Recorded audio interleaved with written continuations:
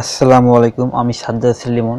আজ আমি কি নিয়ে কাজ করব এটা আপনারা এই ভিডিও টাইটেল দেখে বুঝে গেছেন। তো আজকে আমি করব ইউটিউব ব্যানার।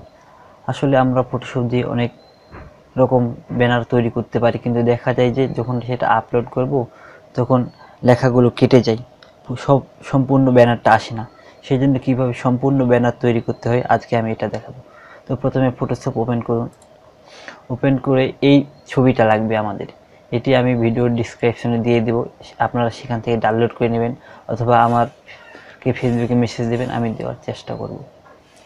তো এই ব্যানারটি ওপেন করার, এই ছবিটি ওপেন করার পর এইখানে থেকে এই টুলটি নেবেন।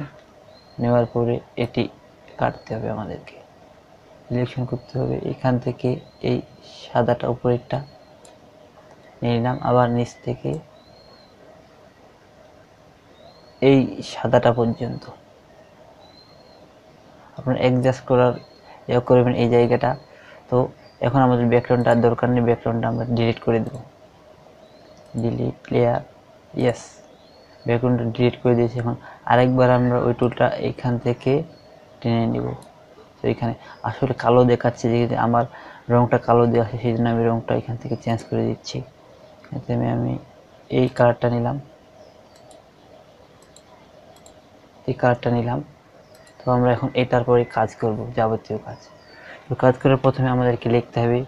তো লেখার জন্য এখান থেকে নতুন একটি লেয়ার, টেক্সট। আমরা এখানে লিখব, আমি আমার ইউটিউব চ্যানেলের নাম লিখতেছি।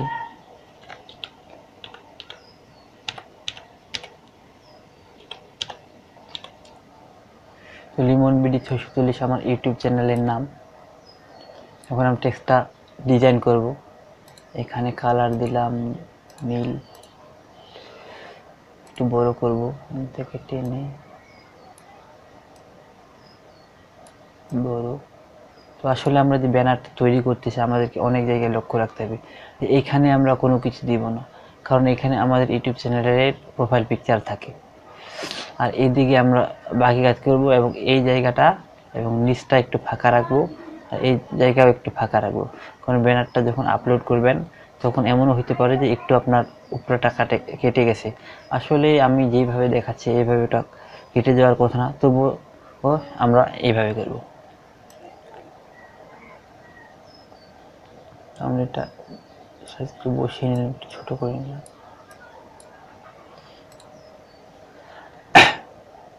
সরি, এখানে একটু ডিজাইন করি আমরা।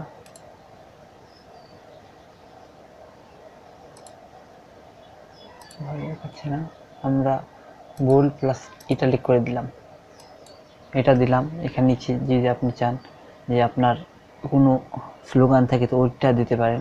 তো আমি কিছু স্লোগান দিলাম না, নিচে আমার ফেসবুকের ইউআরএল দেব।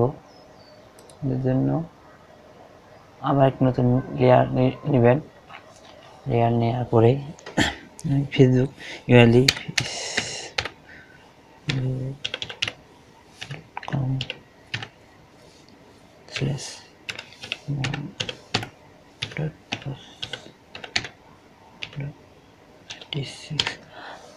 এখানে আমি আমার ফেসবুকের দিয়েছি যে দুইটার কালার এক দিয়ে, মানে সেই একটা কালার আমি চেঞ্জ করে দিয়ে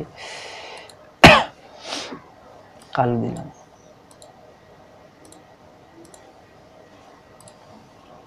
এটা একটু ছোট করে দিলাম। এখন এখানে আমি একটা আইকন দিব। আইকন দেওয়ার জন্য আপনারা এখানে একটা ফেসবুকের আইকন দেব। তো আইকন দেওয়ার জন্য আমার আইকন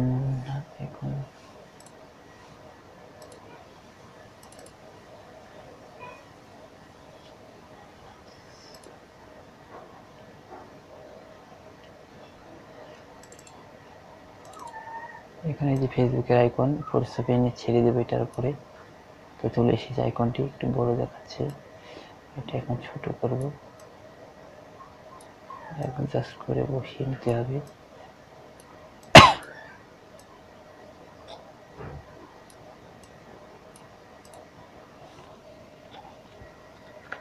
আপনারা আপনাদের মতো ইচ্ছা মতো কাজটা করে নেবেন। এখানে ক্লিক করে আমি একটু লেখাটা ওই দিকে সরিয়ে নিচ্ছি। একটু উপরে উঠিয়ে নিলাম, কোনটার সাথে ভালো দেখায়। তো এখন আমরা এখানে এখানে আবার আমার একটি লোগো দিব। লোগো দেওয়ার জন্য আবার আমি আমার ফোল্ডার উল্টে গেলাম,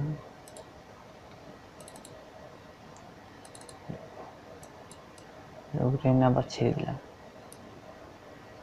ছোট দেখাচ্ছে, একটু বড় করে দিলাম।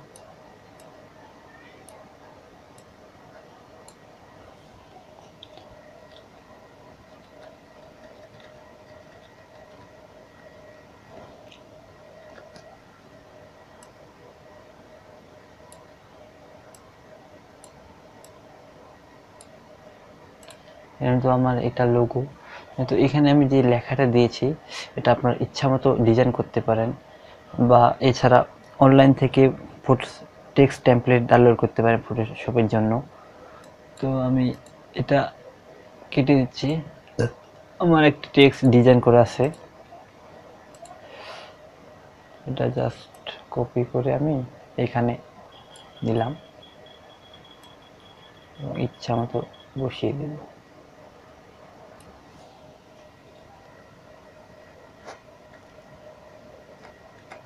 বসার পরে সেভ আপনারা আপনার ইচ্ছা মতো করবেন। তারপর সেভ করার জন্য ফাইলে গিয়ে সেভ এস আমি ডেস্কটপে দিচ্ছি, ডেস্কটপ লেখাটা এটাই দিলাম, এখান থেকে জেপিজি সেভ, একটু হাই কোয়ালিটি করে দিলাম। তো আমার ডেস্কটপে সেভ হয়ে গেছে, দেখুন আপনারা এই সরি এটা ওপেন করুন। এই কালো আছে, এটার আসলে কোনো সমস্যা নেই। যখন আমরা এটা আপলোড করব ইউটিউবে তখন শুধু এই জিনিসটাই থাকবে, আর এটা আপনারা অবশ্যই ফাঁকা করে নেবেন। আমি আবারও বলছি, এটা ফাঁকা না করলে হয়তো অল্প একটু কেটে যেতে পারে। আর টিউটোরিয়াল বাড়াচ্ছি না, আজকের টিউটোরিয়াল এখানে শেষ করছি। আপনারা আমার ইউটিউব চ্যানেলটিতে লাইক, সাবস্ক্রাইব, কমেন্ট করতে ভুলবেন না। আপনারা লাইক, সাবস্ক্রাইব, কমেন্ট করলে আমরা নতুন টিউটোরিয়াল তৈরি করার অনুপ্রেরণা পাই। আর টিউটোরিয়ালে অনেক জায়গায় কন্টেন্ট প্রবলেম হতে পারে, কারণ আমার মাইক্রোফোন তেমন একটা ভালো না। আর আমার ইউটিউব চ্যানেলটিতে অবশ্যই লাইক, কমেন্ট, সাবস্ক্রাইব করতে ভুলবেন না। আজকের টিউটোরিয়াল এখানে শেষ করছি। আসসালামু আলাইকুম।